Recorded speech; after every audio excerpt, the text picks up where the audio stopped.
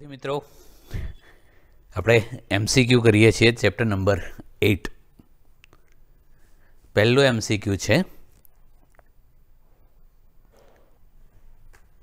3 મિલીમીટરથી 100 centimetre સુધીની તરંગ લંબાઈવાળા વિદ્યુત ચુંબકીય તરંગો કૃત્રિમ ઉપગ્રહો દ્વારા થતા સંદેશા વ્યવહારમાં વપરાય છે. તો આ તરંગ લંબાઈના ગાળાને અનુરૂપ આવૃત્તિનો ગાળો કેટલો હોય શોધવાનું છે. તો મિત્રો પહેલી તરંગ લંબાઈ આપી છે 3 મિલીમીટર એટલે 3 × 10⁻³ મીટર અને બીજી છે λ2 કહીએ 100 સેન્ટીમીટર એટલે 1 મીટર. હવે c = f લેમ્બડા છે એટલે f = c/λ. તો પહેલા કેસ માટે કરીએ તો f1 = c/λ1. c શૂન્ય અવકાશમાં પ્રકાશનો વેગ છે અથવા વિદ્યુત ચુંબકીય તરંગોનો વેગ પણ એટલો જ છે 3 × 10⁸ અને λ1 છે 3 × 10⁻³ મીટર. આ ઉપર લઈ જાઓ તો 1011 હર્ટ્ઝ થાય. હવે 1011 ના આપણે બે પાર્ટ કરીએ 10⁵ અને 10⁶. તો આ 10⁵ એમનું એમ જ અને આ × 10⁶ હર્ટ્ઝ છે એને ટૂંકમાં મેગા હર્ટ્ઝ કહેવાય છે. ઓકે, એ જ રીતે બીજી આવૃત્તિ f2 એટલે c/λ2. c 3 × 10⁸ મીટર પર સેકન્ડ અને λ2 1 મીટર. તો આ 3 × 10⁸ હર્ટ્ઝ થયું. આના બે પાર્ટ કરીએ 10⁻² × 10⁶. તો 10⁻² એટલે આ 3 × 10⁻² એટલે 300 અને પેલું 10⁶ હર્ટ્ઝ એટલે મેગા હર્ટ્ઝ. તો આવૃત્તિનો ગાળો લખવો હોય તો નાનાથી મોટી એવું લખવાનું એટલે 300 મેગા હર્ટ્ઝથી 10⁵ મેગા હર્ટ્ઝ એ જવાબ. નેક્સ્ટ, રેડિયો ખગોળશાસ્ત્રીય અભ્યાસો પરથી માલુમ પડ્યું છે કે આંતર ગેલેક્સીય અવકાશમાંથી 21 સેન્ટીમીટર તરંગ લંબાઈવાળા વિદ્યુત ચુંબકીય વિકિરણ પૃથ્વી પર આવી રહ્યું છે. તો આ વિકિરણની આવૃત્તિ ખાલી જગ્યા હશે. તો આની જેમ જ થાય f = c/λ. c 3 × 10⁸ મીટર પર સેકન્ડ, લેમ્બડા 21 સેન્ટીમીટર છે એટલે × 10⁻² મીટર. તો આ ગુણોત્તર કર્યો તો 0.143 × 1010 હર્ટ્ઝ થાય. હવે આમાંથી 10⁹ અલગ કરીએ તો બાકી જે 10 બચ્યા એનાથી અહીંયા ગુણો એટલે 1.43 × 10⁹ હર્ટ્ઝ કહેવાય અને 10⁹ એટલે ગીગા એટલે 1.43 ગીગા હર્ટ્ઝ. ઓકે,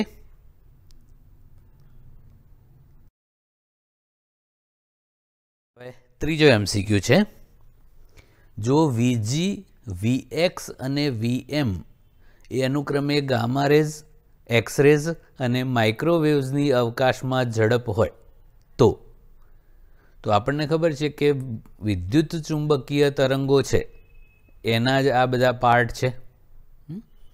ટોપથી ચાલુ કરીએ તો સૌથી વધુ આવૃત્તિ ગામા રેઝની હોય, એના પછી એક્સ રેઝ, પછી અલ્ટ્રાવાયોલેટ, પછી દ્રશ્ય પ્રકાશ, પછી ઇન્ફ્રારેડ જેને આપણે પારરક્ત કહીએ છીએ, પછી માઇક્રોવેવ્સ અને રેડિયો વેવ્સ. તો આ બધા વિદ્યુત ચુંબકીય તરંગો છે. તો એ બધાની અવકાશમાં ઝડપ તો સેમ જ છે 3 × 10⁸ મીટર પર સેકન્ડ. આ બધાની આવૃત્તિ અને તરંગ લંબાઈઓ અલગ અલગ હોય પણ ઝડપ બધાની સરખી જ હોય કારણ કે બધા વિદ્યુત ચુંબકીય તરંગો જ છે. આવૃત્તિનું પૂછ્યું હોય તો ગામા રેઝની આવૃત્તિ સૌથી વધુ હોય, પછી એના કરતાં ઓછી એક્સ રેઝની ને એનાથી ઓછી માઇક્રોવેવ્સની. તરંગ લંબાઈનું કીધું હોય તો માઇક્રોવેવ્સની તરંગ લંબાઈ સૌથી વધુ, એક્સ રેની એના કરતાં નાની, ગામા રેઝની એનાથી નાની, પણ ઝડપ બધાની એક સરખી જ હોય. ઓકે, નેક્સ્ટ, જો μr અને k એ આપેલ માધ્યમની અનુક્રમે સાપેક્ષ પરમિએબિલિટી અને ડાયઇલેક્ટ્રિક અચળાંક હોય તો માધ્યમનો વક્રીભવનાંક કેટલો? તો આ જે ડાય ઇલેક્ટ્રિક અચળાંક છે એને સાપેક્ષ પરમિટિવિટી પણ કહેવાય છે, એપ્સિલોન આર. એને ડાય ઇલેક્ટ્રિક અચળાંક પણ કહેવાય છે. હવે જો શૂન્યાવકાશ માટે હોય તો ઝડપનું સૂત્ર c=1/√μ0 એપ્સિલોન 0 હોય. પણ શૂન્યાવકાશ સિવાયનું કોઈ માધ્યમ હોય તો એમાં ઝડપનું સૂત્ર v =1/√μ એપ્સિલોન હોય. તો મ્યુ એટલે μ0 × μr અને એપ્સિલોન એટલે એપ્સિલોન 0 × એપ્સિલોન r. એ એપ્સિલોન r એ જ ડાયઇલેક્ટ્રિક અચળાંક કે. આ બેને અલગ પાડી દીધા તો આ ખબર છે આ શૂન્યાવકાશમાં પ્રકાશની ઝડપ c છે અને √μr એપ્સિલોન r થયું. એપ્સિલોન આરની જગ્યાએ આપણે કે પણ લખી શકીએ. હવે આપણને વક્રી ભવનાંક માગ્યો છે તો આપણને ખબર છે કે નિરપેક્ષ વક્રી ભવનાંક n = c/v. તો આ c/v કરો એટલે આ ઉપર જતું રહે એટલે √μr × k એટલે જવાબ. Okay, next. એક વિદ્યુત ચુંબકીય તરંગમાં સદિશ ઈનું મૂલ્ય મહત્તમ મૂલ્ય 18 વોલ્ટ પર મીટર છે અને બીનું મૂલ્ય મહત્તમ મૂલ્ય કેટલું હોય શોધવાનું છે. તો E અને B વચ્ચેનો સંબંધ ખબર છે આપણને, C = E0/B0. આ મહત્તમ મૂલ્યો માટે E0 અને B0 લખ્યા છે. માટે B0 ને કરતા બનાવો તો E0/C. E0 આપેલું છે આપણને 18 વોલ્ટ પર મીટર અને C ખબર છે 3 × 10⁸. તો આ 6 × 10⁻8 ટેસ્લા. Okay, next. અવકાશમાંથી પસાર થતું એક વિદ્યુત ચુંબકીય તરંગ નીચેના સમીકરણ વડે રજૂ કરાય છે. વિદ્યુત ચુંબકીય તરંગમાં વિદ્યુત ક્ષેત્ર અને ચુંબકીય ક્ષેત્ર સંકળાયેલા હોય તો એના સમીકરણો છે. તો નીચેનામાંથી કયો વિકલ્પ સાચો છે? તો મિત્રો અહીંયા ઓમેગા છે એની કોણીય આવૃત્તિ છે, કે છે એને તરંગ સદિશ કહેવાય છે 2π/λ. હવે તરંગની ઝડપ સરખી હોય તો એ વિદ્યુત ચુંબકીય તરંગો હોય એની ઝડપ c બરાબર આપણે E0/B0 કર્યું. બીજું એક સૂત્ર છે ω/k. તો ત્રીજું સૂત્ર f લેમ્બડા પણ છે અથવા આપણે ન્યૂ લેમ્બડા કહીએ છીએ. ચોથું સૂત્ર 1/√μ0 એપ્સિલોન 0 પણ છે. એટલે આ બધા સીના સૂત્રો છે. તો આ બે સૂત્રો સરખાઈ દઈએ આપણે તો E0k = B0 ઓમેગા એ સાચો સંબંધ છે. Okay, okay. હવે નેક્સ્ટ. એક સમતલ વિદ્યુત ચુંબકીય તરંગ x દિશામાં ગતિ કરે છે એટલે એના પ્રસરણની દિશા છે. કોઈ એક સ્થાને અને ક્ષણે એના વિદ્યુત ક્ષેત્રનો ઘટક 6.3 કેરેટ જે વોલ્ટ પર મીટર છે એટલે વિદ્યુત ક્ષેત્ર y દિશામાં છે. તો આ સ્થાને અને સમયે તેના ચુંબકીય ક્ષેત્રનો ઘટક ખાલી જગ્યા હોય તો પહેલાં આપણે મૂલ્ય કરવું હોય તો c = E/B માટે B = E/C. ઈનું મૂલ્ય આપ્યું છે 6.3 વોલ્ટ પર મીટર, C 3 × 10⁸ મીટર પર સેકન્ડ. તો આના પ્રમાણે મૂલ્ય તો મળી ગયું આપણને 2.1 × 10⁻8 ટેસ્લા. એટલે આ બેમાંથી એક જવાબ હોય. હવે દિશા નક્કી કરવી છે તો યાદ રાખવાનું કે એ વિદ્યુત ચુંબકીય તરંગોના જે પ્રસરણની દિશા છે એટલે કે એના વેગની દિશા એ E×Bની દિશામાં હોય છે. આ ખાસ યાદ રાખવાનું. તો અહીંયા પ્રસરણની દિશા x દિશામાં છે એટલે કેરેટ આઈની દિશા ઇક્વલ ટુ વિદ્યુત ક્ષેત્ર કેરેટ જેની દિશામાં એટલે y દિશામાં છે, ક્રોસ બીની દિશા શોધવાની છે. તો જે ક્રોસ કે કરો તો આઈ મળે. કેરેટ જે ક્રોસ કેરેટ કે ઇક્વલ ટુ કેરેટ આઈ એટલે આપણને આ જે બીની દિશા મળી એ કેરેટ કે છે, ઝેડ અક્ષની દિશા. ઓકે, એટલે આ વિકલ્પ સાચો છે. બે વિજાતીય વિદ્યુતભારિત કણો મુક્ત અવકાશમાં તેમના મધ્યમાન સ્થાનની આસપાસ 10⁹ હર્ટ્ઝ આવૃત્તિથી દોલનો કરે છે. તો તેમને અનુરૂપ ઉત્પન્ન થયેલા વિદ્યુત ચુંબકીય તરંગોની તરંગલંબાઈ કેટલી હશે? તો મિત્રો, બે વિજાતીય વિદ્યુતભારિત કણો જે રચના બનાવે છે એને હર્ટ્ઝિયન ડાયપોલ કહેવાય છે. અને એના જે દોલનની આવૃત્તિ છે એટલી જ આવૃત્તિવાળા વિદ્યુત ચુંબકીય તરંગોનું એ ઉત્સર્જન કરે છે. તો આવૃત્તિ આપણને ખબર છે, લેમ્બડા શોધવાની છે. તો C = f લેમ્બડા, માટે લેમ્બડા બરાબર C/f. C વિદ્યુત ચુંબકીય તરંગની ઝડપ 3 × 10⁸ મીટર પર સેકન્ડ, આવૃત્તિ 10⁹ હર્ટ્ઝ છે. તો આપણે આને બે ભાગ પાડીને લખ્યું છે 10 × 10⁸. સારું લાગે એટલા માટે આ ઉડાડી દેવાય. તો 3/10 એટલે 0.3 મીટર. ઓકે.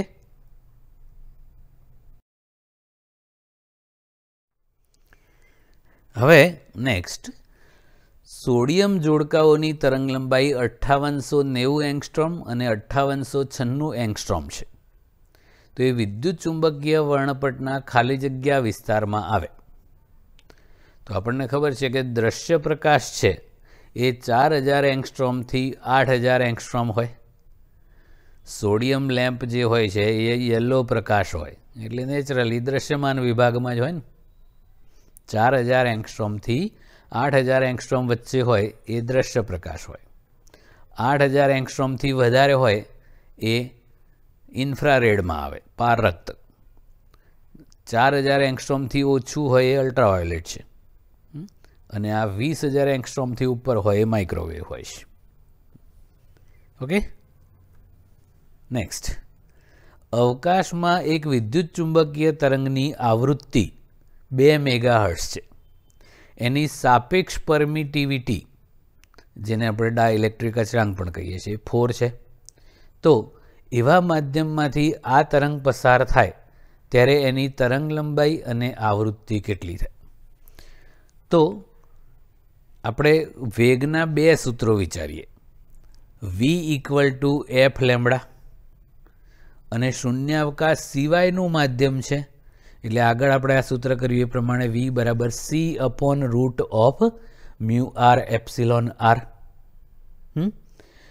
હવે આવૃત્તિ કદી બદલાય નહીં. તરંગ જ્યારે એક માધ્યમમાંથી બીજા માધ્યમમાં પ્રસરે ત્યારે આવૃત્તિ બદલાતી નથી, એટલે આવૃત્તિ અચળ છે. એ જ રીતે આ જે સાપેક્ષ પરમિએબિલિટી છે એ પણ અચળ રહેશે. તો આના પ્રમાણે વિચારો તો લેમ્બડાને અને પરમિટિવિટીને, સાપેક્ષ પરમિટિવિટીનો સંબંધ થઈ ગયો. લેમ્બડા ચલે છે 1/√ε. તો ε r 4 થાય તો લેમ્બડા 1/√4 એટલે 1/2 એટલે અડધી થાય. એટલે તરંગ લંબાઈ અડધી થાય. આવૃત્તિ કેટલી થાય પૂછ્યું છે. તો તરંગ એક માધ્યમમાંથી બીજા માધ્યમમાં જાય તો તરંગ લંબાઈ બદલાય, ઝડપ બદલાય, પણ આવૃત્તિ બદલાતી નથી.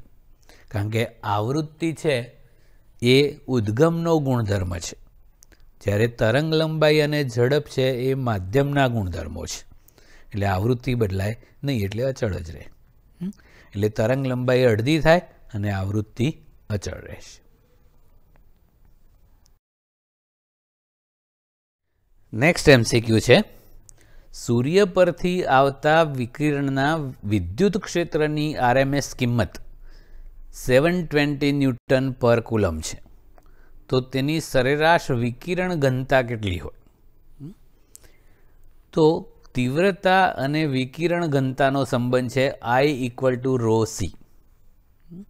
આ ρ છે એ વિકિરણ ઘનતા છે અને c શૂન્યાવકાશમાં પ્રકાશની ઝડપ છે. અને એ વિકિરણ ઘનતાનું આના પરથી એક બીજું તીવ્રતાના બે સૂત્રો છે, એક ρc અને બીજું ε0c × E²RMS. તો આ બંને સરખાઈ દો, c ઉડી જાય. તો એ વિદ્યુત ક્ષેત્રની ઉર્જા ઘનતા અથવા તો વિકિરણ ઘનતા કહેવાય છે. એ rho equal to epsilon 0 square RMS છે. એપ્સિલોન 0ની કિંમત આપણને ખબર છે 8.854 ઇન્ટુ 10⁻⁻12 અને ERMS આપણને આપેલું છે 720 એનો હોલ સ્ક્વેર.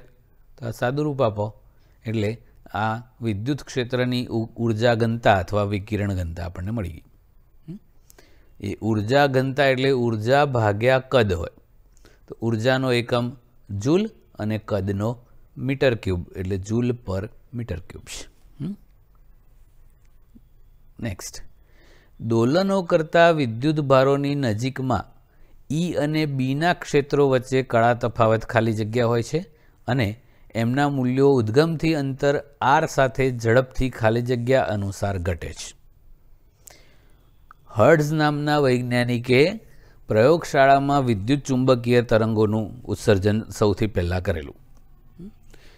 એની અસ્તિત્વની માહિતી મેક્સવેલે આપેલી મેથેમેટિકલી અને પ્રાયોગિક રીતે હર્ટ્ઝે ઉત્પન્ન કરેલા. તો એ જે હર્ટ્ઝના પ્રયોગનું સાધન છે એને હર્ટ્ઝિયન ડાયપોલ કહેવાય છે અને એમાં સૌથી પહેલાં વિદ્યુત ક્ષેત્ર ઉત્પન્ન થાય અને પછી ચુંબકીય ક્ષેત્ર ઉત્પન્ન થાય છે. એટલે વિદ્યુત ક્ષેત્ર અને ચુંબકીય ક્ષેત્ર વચ્ચે π/2 રેડિયન જેટલો કળા તફાવત હોય છે અને એ ઉદ્ગમની નજીકથી જે વિદ્યુત ચુંબકીય તરંગો ઉત્સર્જિત થાય છે એનો કંપ વિસ્તાર બહુ જ ઝડપથી ઘટતો જાય છે અંતરના ઘનના વ્યસ્ત પ્રમાણમાં. એટલે મતલબ કે અંતર 2 ગણું થાય તો એનો કંપ વિસ્તાર 8મા ભાગનો થઈ જાય. 3 ગણું અંતર કરો તો 27મા ભાગનો કંપ વિસ્તાર, એમ બહુ ઝડપથી ઘટે. અને એવા જે વિદ્યુત ચુંબકીય તરંગો છે એને ઇન્ડક્ટિવ ઘટકો કહેવાય છે. ટૂંકમાં ઉદ્ગમની નજીકમાં આવું થાય છે. પછી એ તરંગો જેમ આગળ પ્રસરતા જાય એમાં કળા તફાવત ઘટતો ઘટતો પછી અમુક અંતર પછી 0 થઈ જાય છે અને આ જે મૂલ્યોનો ઘટાડો છે એ પણ સ્લો થઈ જાય છે એ આરના વ્યસ્ત પ્રમાણમાં.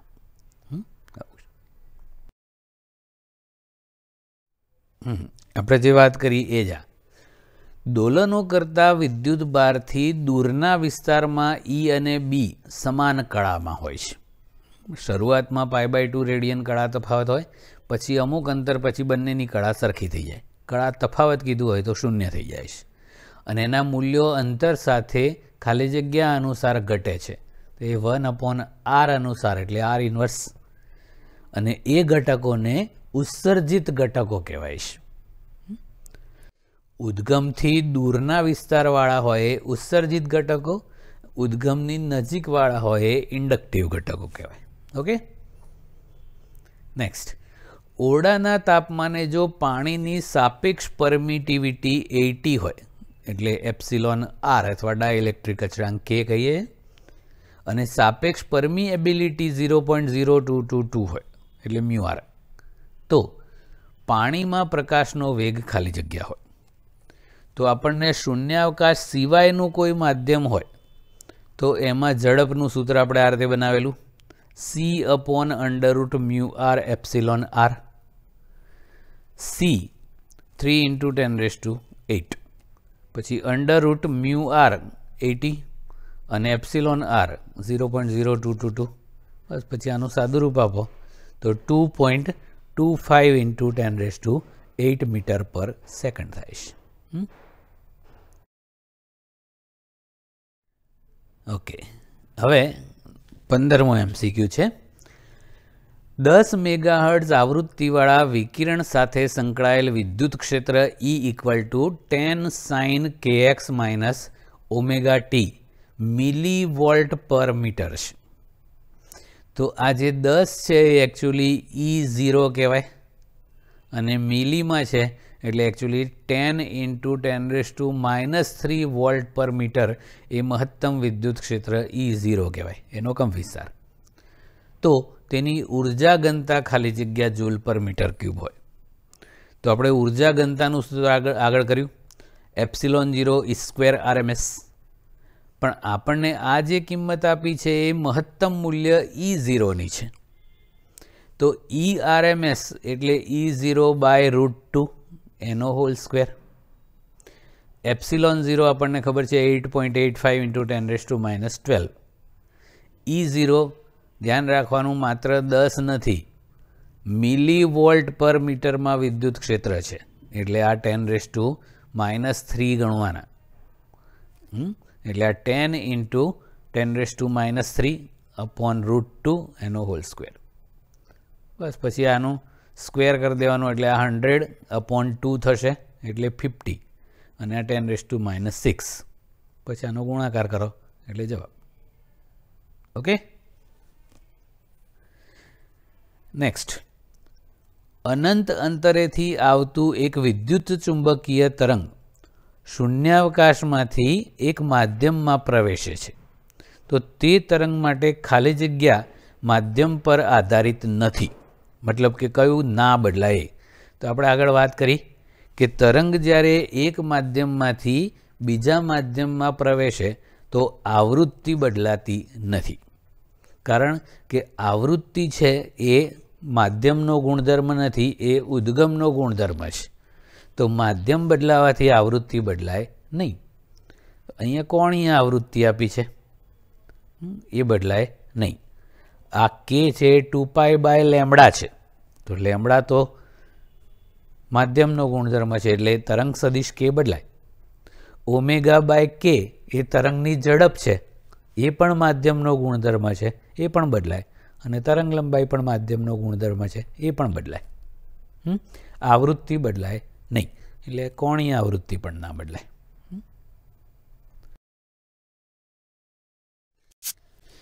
હવે નેક્સ્ટ આપણો MCQ છે, હવામાંથી પસાર થતા 6 GHz આવૃત્તિના વિકિરણ માટે 1 મીટર લંબાઈ દીઠ તરંગોની સંખ્યા ખાલી જગ્યા હોય. તો મિત્રો, આ એકમ લંબાઈ દીઠ તરંગોની સંખ્યા એને તરંગ સંખ્યા કહેવાય છે, n. 1/λ વડે રજૂ કરાય. એકમ અંતર દીઠ અથવા એકમ લંબાઈ દીઠ તરંગોની સંખ્યા.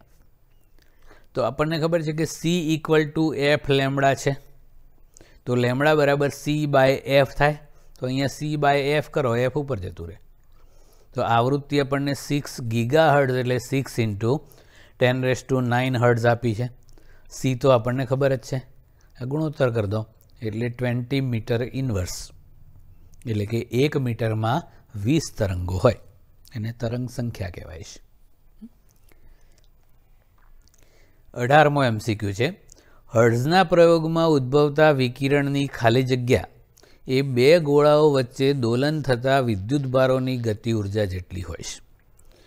તો ઉર્જા સંરક્ષણના નિયમ અનુસાર એ વિદ્યુતભારો દોલનો કરતા હોય, એ વિદ્યુતભારોના દોલનની ઉર્જા છે એ વિદ્યુત ચુંબકીય તરંગો સ્વરૂપે ઉત્સર્જિત થાય છે.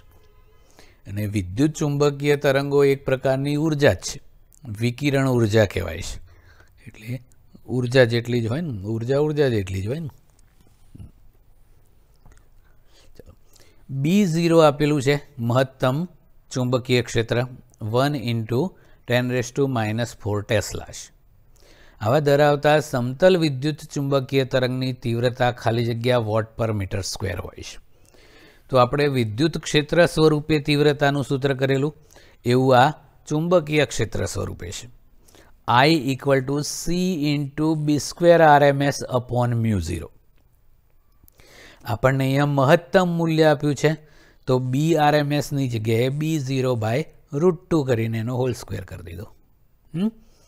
C 3 × 10⁸, B0 10⁻⁴/√2 એનો હોલ સ્ક્વેર, અને μ0 એટલે 4π × 10⁻⁷ ટેસ્લા મીટર/એમ્પિયર હોય, એટલે આ 4π એટલે 3.14 × 10⁻⁷.